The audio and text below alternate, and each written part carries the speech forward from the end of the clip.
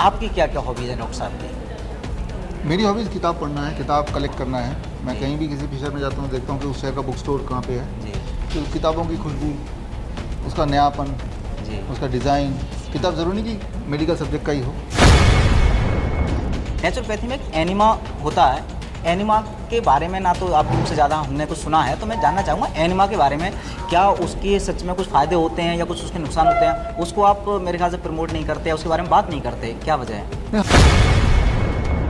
और ज़्यादा एनीमा कर देंगे तो गुड बैक्टीरिया बाहर निकल जाएंगे, जी। ठीक है ना। तो इसीलिए एनीमा करना है जो हम्म। कॉन्स्टिपेशन की पेशेंट है, बहुत सोच समझ के करना है, बहुत ज़्यादा नहीं करना है। और वो हम करते हैं उसको हॉस्पिटल स्वस्थ आदमी के लिए अगर बताना चाहें कि क्या होनी चाहिए फ्रिक्वेंसी एनिमा की, अगर कोई स्वस्थ आदमी करना चाहे? उसको ज़रूरत नहीं है। उसको-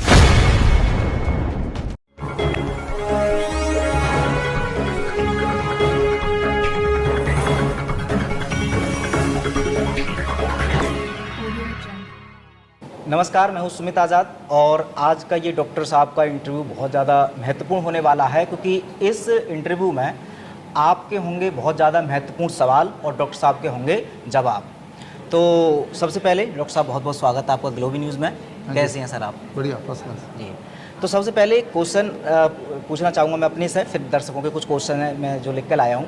जैसा आपने अभी लास्ट टाइम सेमिनार किया, आपने कहा कि जिन लोगों की हॉबीज़ होती हैं वो ज़्यादा स्वस्थ रहते हैं ऐसे लोगों की कंपेयरिंग में जिनकी हॉबीज़ नहीं होती हैं।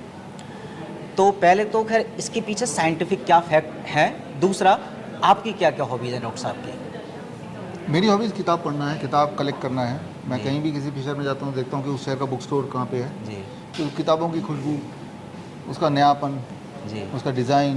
किताब ज़रूरी नहीं कि मेडिकल सब्जेक्ट का ही हो, किसी भी सब्जेक्ट का हो, जो दिखने में सुंदर लगे, जिसमें कोई क्रिएटिविटी हो। जी। तो वो मेरी हॉबी शुरू से आज भी है। तो हमारे तो घर में जगह बहुत नहीं है, तो डब्बे में किताबें भरी हुई हैं हज़ारों की संख्या में। तो यही एक मेजर हॉबी है मेरी, मुझे लगता है अभी तक तो। जी।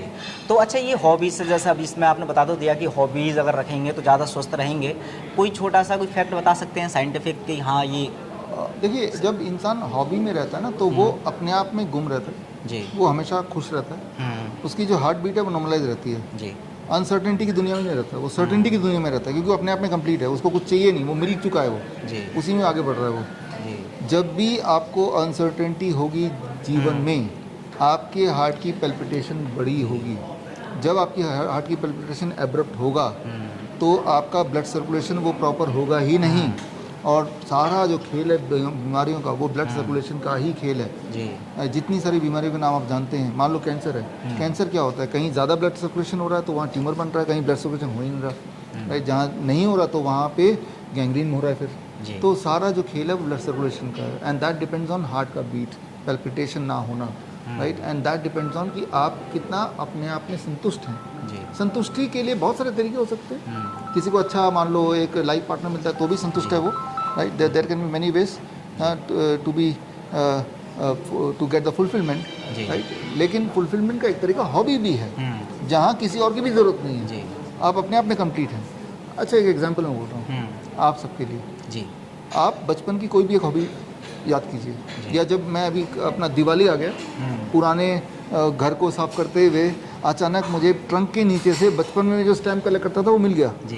काफ़ी देर तक वही देखता रहा, कितनी अच्छा लगा, होती है ना। तो आपको भी पुराना कोई एल्बम देखने लगे, अब बड़ा मज़ा आता है ना, आपको शांति मिलती है। खो जाते हैं कहीं, ये जो खो जाना है ना, दैट इज़ रिदमिक। जी। रिदम में ले आता है। आप देखेंगे उस दिन नींद भी अच्छी आएगी, उस दिन दर्द भी कम होगा। तो ये एक्चुअल साइंस है, लेकिन ये लगातार होना चाहिए, कभी कभी नहीं। ट्रंक से निकला तभी आपको खुशी मिली, वो कब होगा? जब एक हॉबी को परस्यू करेंगे। जी। अच्छा डॉक्टर साहब, जैसे आप हमेशा से ही नेचुरोपैथी को बहुत बड़े स्तर पर प्रमोट करते हैं और बहुत बड़ा ये सौभाग्य भी है भारत का, खासकर कि भारत में आप जैसा कोई व्यक्ति आया जो नेचुरोपैथी को इतने बड़े स्तर पर पूरे विश्व भर में प्रसारित किया। नेचुरोपैथी में एक एनिमा होता है। एनिमा के बारे में ना तो आपके मुझसे ज़्यादा हमने कुछ सुना है, तो मैं जानना चाहूँगा एनिमा के बारे में, क्या उसके सच में कुछ फ़ायदे होते हैं या कुछ उसके नुकसान होते हैं? उसको आप मेरे ख्याल से प्रमोट नहीं करते या उसके बारे में बात नहीं करते, क्या वजह है? नहीं, हमारे हॉस्पिटल में होता है एनिमा, यहाँ भी होता है। पंचकर्मा में एनिमा कराते हैं, लेकिन वो हम बहुत ही देखभाल की जिनको ज़रूरत है, क्योंकि जब जो लोग DIP डाइट पे होते हैं तो उनको एनिमा की ज़रूरत नहीं होती, नंबर 1। नंबर 2, आपको ध्यान रखना है जो कोलोन है हमारा, कोलोन में गुड बैक्टीरियाज भी हैं, और ज़्यादा एनिमा कर देंगे तो गुड बैक्टीरिया बाहर निकल जाएंगे, ठीक है ना। तो इसीलिए एनिमा करना है जो कॉन्स्टिपेशन के पेशेंट हैं, बहुत सोच समझ के करना है, बहुत ज़्यादा नहीं करना है, और वो हम करते हैं उसको हॉस्पिटल। स्वस्थ आदमी के लिए अगर बताना चाहें कि क्या होनी चाहिए फ्रिक्वेंसी एनिमा की, अगर कोई स्वस्थ आदमी करना चाहे? उसको ज़रूरत नहीं है, उसको बॉडी ज़रूरत अपने नहीं आप में एक सेल्फ, जब आप खाते हैं और उसमें खूब सारा पानी है, जैसे लिविंग फूड जिसे बोलते हैं हम, तो दैट इटसेल्फ एनिमा का काम करता है।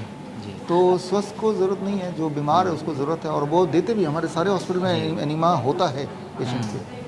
आपने HIV का बहुत बड़े स्तर पर खुलासा किया था कुछ टाइम पहले, तो अब HIV को लेकर के ना, जैसे अब अखबारों में या जो एलोपैथी है वो तो दावा करती है कि ये सच में एक बीमारी है और स्प्रेड होती है, खासकर सेक्सुअल संबंधों से, या और भी जो उन्होंने बताए थे। आपने कहा ये स्प्रेड नहीं होता है, चाहे तो आप मेरी बॉडी में किसी भी HIV वाले पेशेंट का ब्लड डाल दीजिए। लेकिन अभी हाल में कुछ आयुर्वेद आचार्य हैं, कुछ आयुर्वेदिक डॉक्टर्स वगैरह भी हैं, वो भी इस बात को मानते हैं, जो नेचुरोपैथी आयुर्वेद को भी मानते हैं, लेकिन फिर भी कह रहे हैं कि डॉक्टर साहब ये जो दावा है ये बिल्कुल उनका फेक क्लेम कर रहे हैं। क्या अब HIV के बारे में भी कुछ अलग से आपके पास कोई जवाब है जो आगे देना चाहें सब लोगों के सामने? और जिस तरह से अभी ट्रेंडिंग बीमारी को आपने बहुत बड़े स्तर पर एक्सपोज किया और सबको मानना पड़ा कि हाँ डॉक्टर साहब सही है, और वो सही निकले। आप HIV को लेकर के कोई आपकी प्लानिंग जो बहुत बड़े स्तर पर आप एक्सपोज करना चाह रहे हैं? मैं तो सिंपल ये बोलता हूँ कि HIV की बात करते हुए 1984 में पहली बार HIV का नाम आया, तो 1984 से लेकर अभी तक 40 साल से ऊपर हो गए, तो 1982 इट वाज, तो तब से लेकर अब तक, तो इतने सालों में एक भी ऐसा पेपर दिखा दो आप जहाँ पे HIV वायरस को, जो वायरस बोला जा रहा है उसको आइसोलेट किया गया हो, जी। किसी को मिला हो कि देखो जी हमें मिल गया, इसे कहते हैं HIV वायरस, एक पेपर दिखा दो आप, जी, है ना, तो हम मान जाएंगे। लेकिन एक पेपर भी नहीं है तो बताओ, there is not a single paper जहाँ ये बताया हो कि हाँ HIV वायरस देख लिया किसी ने, आइसोलेट कर दिया, अभी तक नहीं, राइट। आपने देखा हर चीज़ की ये बनती है, टीका जिसे बोलते हैं, HIV क्यों नहीं बना? कि उसके लिए भी तो भाई वायरस को आइसोलेट करना पड़ेगा। जी, बात तो चल रही है कि हाँ इसका भी टीका डेवलप करने वाले हैं। 1982 से चल रही है, 40 साल तो हो गए जी चलते हुए। बहुत शानदार। अच्छा, जैसे अभी एक और प्रश्न जो लोग पूछना चाहते हैं, खासकर जो DIP डाइट के बारे में जानते हैं, आप कहते हैं कि जो DIP डाइट और एक नॉर्मल डाइट में जो सलाद को लेकर के है, जैसे जो कच्ची सब्जियां, वो नॉर्मली भी व्यक्ति अगर DIP डाइट ना भी ले रहे होते हैं तो वो खाने के साथ तो लेते ही हैं, वो हमने भी पूर्वजों से देखा है, हमारे माता पिता भी ऐसा लेते थे, हम भी खाने के साथ जैसे जो सलाद ले लेते हैं। आप कहते हैं कि DIP डाइट के अकॉर्डिंग तो पहले सलाद की प्लेट ख़त्म करो तब दूसरी प्लेट लो, तो इसमें डिफरेंस कितना है कि अगर हम भोजन के साथ सलाद कर लेते हैं तो क्या इससे थोड़ा बहुत भी फ़ायदा नहीं मिलेगा? कितना मिल सकता है इससे फ़ायदा, कितना डिफरेंट है इसमें? समझना होगा, जब आप सलाद खाते हैं तो that is on the stomach, जी, स्टमक के पहली लेयर में सलाद है। हाँ, सलाद में एक जो लिविंग एंजाइम्स हैं, और हमारे बॉडी के अंदर स्टमक में एक लिविंग हार्मोन एंजाइम बनते हैं, जी। इसे कहते हैं इंक्रेटिन। इंक्रेटिन और सलाद का जो एंजाइम है वो आपस में एक दूसरे को इंटरेक्ट करते हैं, जी, समझते हैं कि कब कितना शुगर खाने से ब्लड में जाना है, राइट, वो ट्रैवल कैसे होगा, कहाँ पे छुपेगा, वो न्यूट्रिशन कैसे जाएगा, वो सारे जो है ताना बाना लाइव एंजाइम और इंक्रेटिन हार्मोन जो बॉडी के अंदर ऑलरेडी है, दोनों के बीच में होता है, जी, तो ये काम सलाद कर सकता है। कुक्ड फूड जब है तो लाइव एंजाइम मर गए, जी, अब इंक्रेटिन तो बॉडी में, लेकिन कुक्ड फूड की वजह से उसमें लाइव एंजाइम है नहीं, तो आपस में इंटरेक्शन नहीं होगा। यूँ मानो कि ट्रैफिक पुलिस तो बता रहा है यहाँ पे रुको, लेकिन गाड़ी में ड्राइवर नहीं है, वो ऑटो मोड पे चल रहा है, जी, तो एक्सीडेंट होना ही है।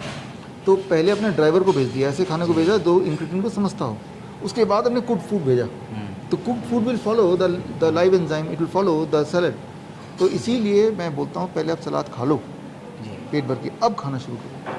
आपने देखिए बहुत सारे प्रोटोकॉल से बहुत सारे मरीजों को ठीक किया है, हालांकि समय समय पर आप बुक्स के थ्रू एविडेंस भी देते रहते हैं, लेकिन हाल ही में अभी आपकी एक बात पर आलोचना बहुत ज़्यादा हो रही है, मैं देख रहा हूँ सोशल मीडिया पर कुछ लोग हैं वो ये कह रहे हैं कि डॉक्टर साहब की जो वेबसाइट पर हज़ारों हज़ारों के टेस्टिमोनियल जितने भी हैं वो सारी चीज़ सब खरीदी हुई हैं।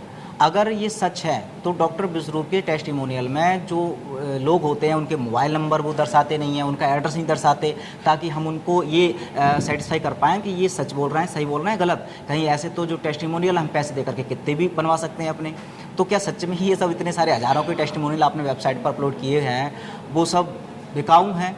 इसमें एक आइडिया है, मैं बताता हूँ, 2-3 आइडिया जी। मैं हमारी जो अभी किताब लॉन्च हुई, हाँ, क्योर फॉर ब्लड डिसऑर्डर, जी, उसमें हमने बच्चों के फ़ोटो डाले, ठीक है, उनका हॉस्पिटल का नाम डाला, ठीक है, उनका वो कहाँ रहते हैं वो डाला हमने, ठीक है, तो और ज़्यादा बड़े बड़े हॉस्पिटल्स हैं, अपोलो हॉस्पिटल, एम्स, फोर्टिस, इस तरह के हैं, और उन बच्चों के नाम है, जी। तो आपके पास एक आइडिया, और वो हर शहर से है, आप जिस जी। भी शहर में रहते हो उस शहर का बच्चा पकड़िए, हाँ तो उस शहर के हॉस्पिटल में जाइए और देखिए ये बच्चा क्या यहाँ पे आया था, जी। उनके रिकॉर्ड में मिल जाएगा, और क्या अब आ रहा है हम्म, वो भी मिल जाएगा। हम्म, तो इससे ज़्यादा डिटेल क्या है, ये तो हुई एक बात। दूसरा, जी।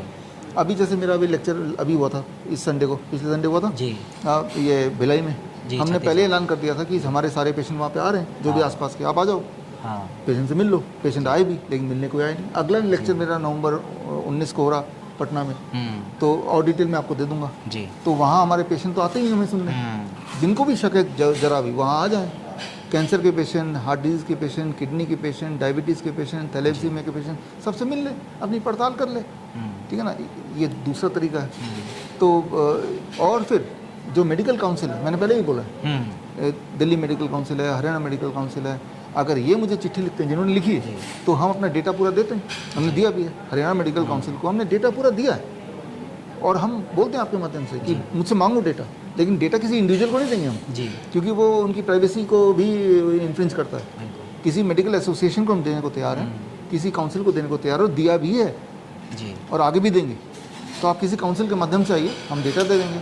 और आप एज ए इंडिविजुअल आना चाहते हैं तो आप हमारे बुक को पढ़िए, या फिर हमारे सेमिनार में आके आंखों देखी सामने सामने मिलिए। जी, कोई और तरीका अगर आप बोलें कि पेशेंट को लेकर आपके घर पहुँच जाएँ हम, जी। वो तो नहीं हो सकता। तो चलिए, इतने सारे महत्वपूर्ण आपके सवाल थे, और डॉक्टर साहब का एक बार फिर से धन्यवाद देता हूं। आपने इतने बिजी शेड्यूल में से समय निकाला और आपके सभी सवालों के जवाब दिए। तो डॉक्टर साहब, एक बार फिर से ग्लोबी न्यूज़ की पूरे परिवार की तरफ से आपको बहुत बहुत धन्यवाद। Thank you, thank you. इस वक्त मैं हूँ हिम्स जी। प्रीमियर हॉस्पिटल गुड़गांव में, मिलेंगे कभी।